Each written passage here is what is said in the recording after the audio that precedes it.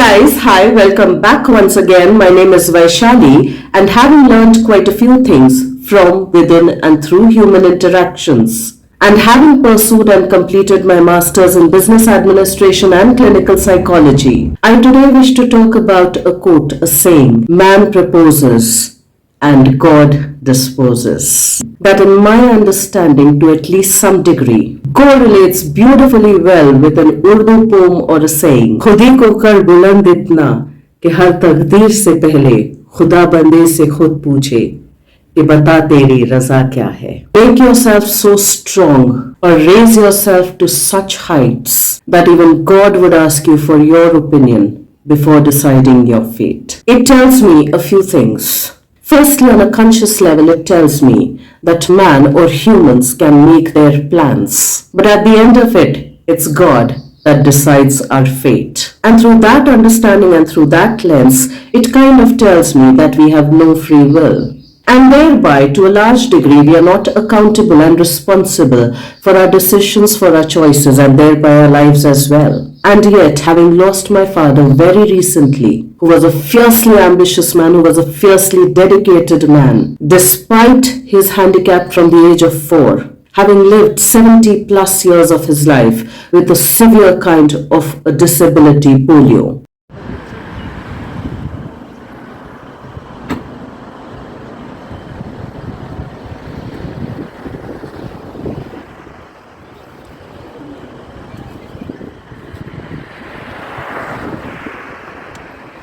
And having taken that as a challenge and risen beyond and above it. As a kid growing up, I had heard my father say these lines at least a few times.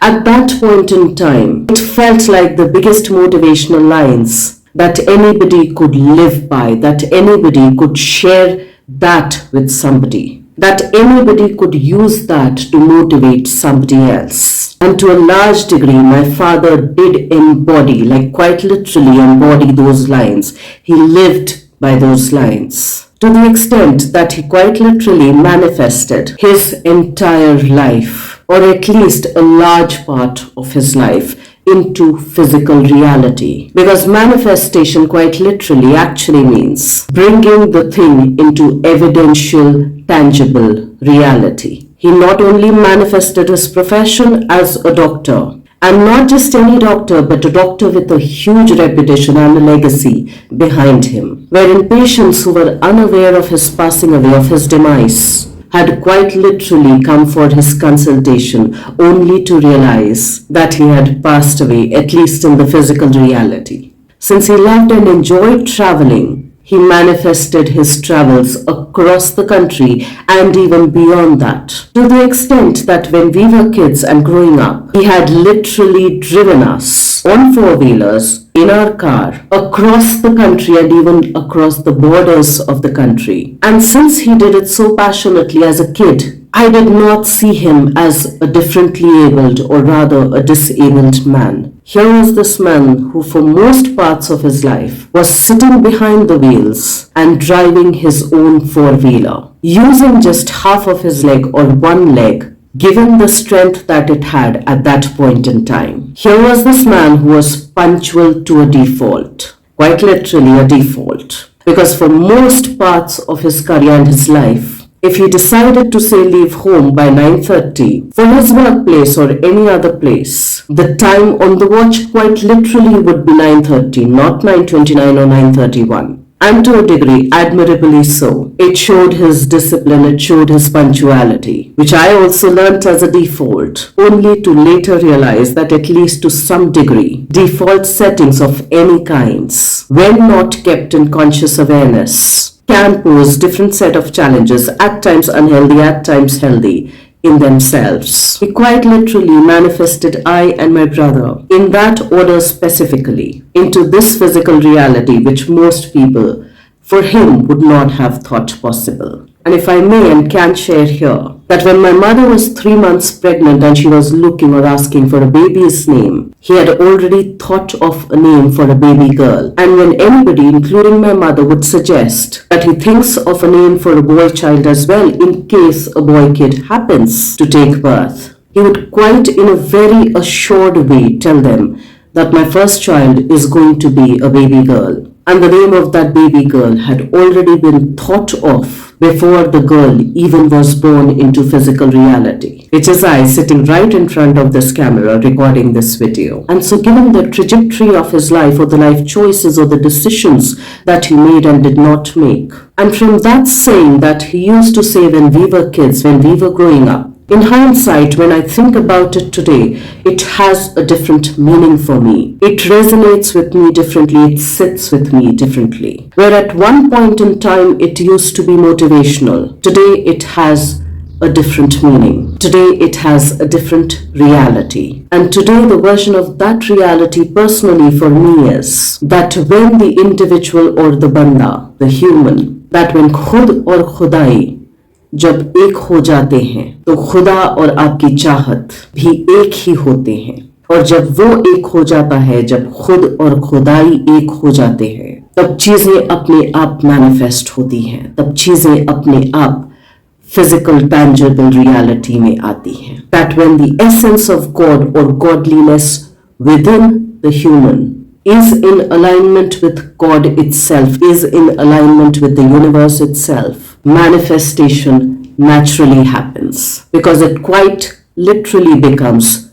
universe, one verse. It's not then two verses that are in conflict. It is one verse that is manifesting itself into tangible physical reality. It is when the godliness within the human is in alignment with the godliness of the universe. It quite naturally becomes universe, one verse, which again to a degree brings me back to what Martha Beck says and talks about integrity, which is when our feelings, which happens through our body, when our thoughts, when our words, when our mind and when our soul is in alignment, when it's saying a complete yes or one complete no, with no internal fragmentation, no internal split, no internal disintegration, no internal conflict. When it becomes one whole thing, universe, it quite naturally has to manifest into man proposes and God disposes. And so today when I think about it, the saying that man proposes and God disposes, or as the four lines of that poem or the verse goes, कि खुद ही होकर बुलंद इतना कि हर तकदीर से पहले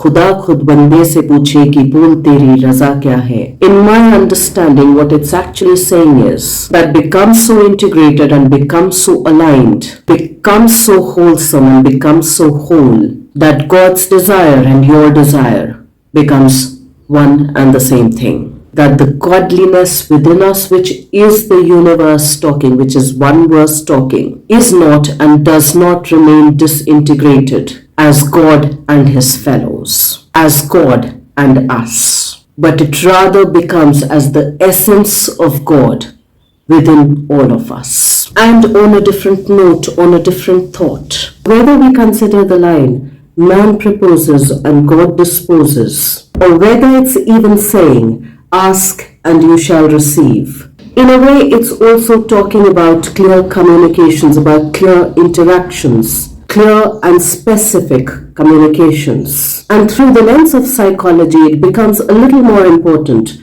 because clarity and specificity, or being specific, is something that our subconscious recognizes, is something that our subconscious works on. And if most of our decisions, or rather many of our decisions are taken through our subconscious, the choices are made through the subconscious, which for many of us are our blind spots, a little out of conscious awareness, being specific and thereby to a degree being clear about what our dreams, desires and aspirations are, helps us manifest those even better. To a degree, it's also pointing us towards the fact that maybe we need to work and truly work on our communication skills, on our interaction skills, and thereby our relational skills, both on personal and on interpersonal levels, because we communicate not just through our words, but even through our body and our facial expressions,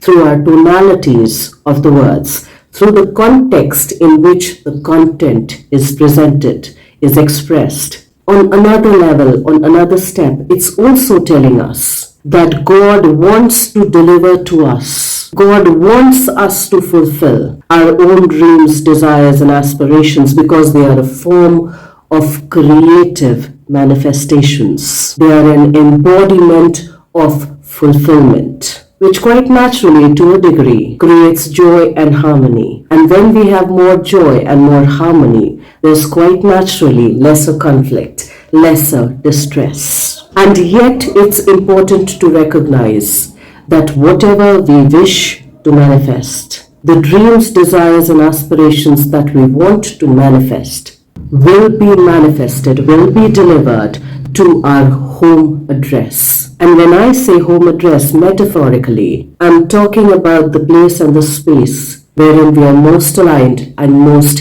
integrated. So our desires, our dreams, and our aspirations will be delivered by God to our home address. A home address which is functionally whole, which is functionally intact as one unit and not as a disintegrated, fragmented unit. Through another lens, through another perspective, in my understanding, it's also talking about free will. For if we were to read or listen to the lines carefully, which says, खुदी को कर बुलंद इतना कि हर तकदीर के पहले खुदा खुद बंदे से पूछे कि बोल तेरी रजा क्या है. That make yourself so strong, that make yourself so whole, that keep evolving yourself so deliberately, that even if you believe that there's a fate or a destiny that has already been predestined for you, that has already been pre-written for you, through the process of your own deliberate evolution, intentional evolution, and thereby would ask us as to what do we aspire and desire and wish for ourselves to enable us change the narrative of our already pre-written destiny or fate, which in my understanding through the lens of psychology is once again talking about the subconscious, because the subconscious is primarily built on the past memories, on the past habits, and thereby is carrying a lot of our past self. And if we look at through this lens, it quite naturally is then talking about man's free will and God's free will as well, wherein both are equal participants in rerouting, in course correcting, in changing the past subconscious narrative, the already pre-written, predestined fate or destiny. And of course it goes with the idea, it aligns with the idea that every action will has its own reaction or reactions, that we are both accountable and responsible for our actions and thereby our reactions as well. So maybe it's time that we give ourselves a chance to take a little breather, to take a little pause and to reflect on all of the messages, on all of the morals, on all of the values that a line or even 4 lines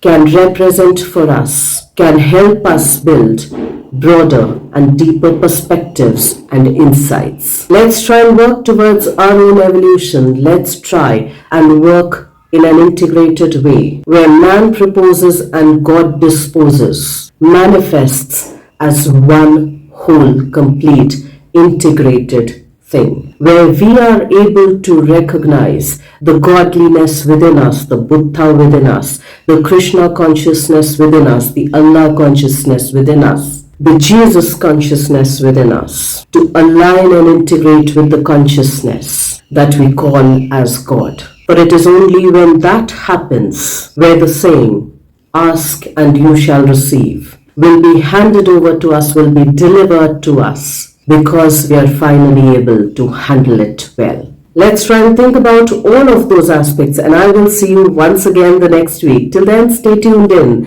And guys, if you do like the contextual content of these videos, please do like, share, and subscribe.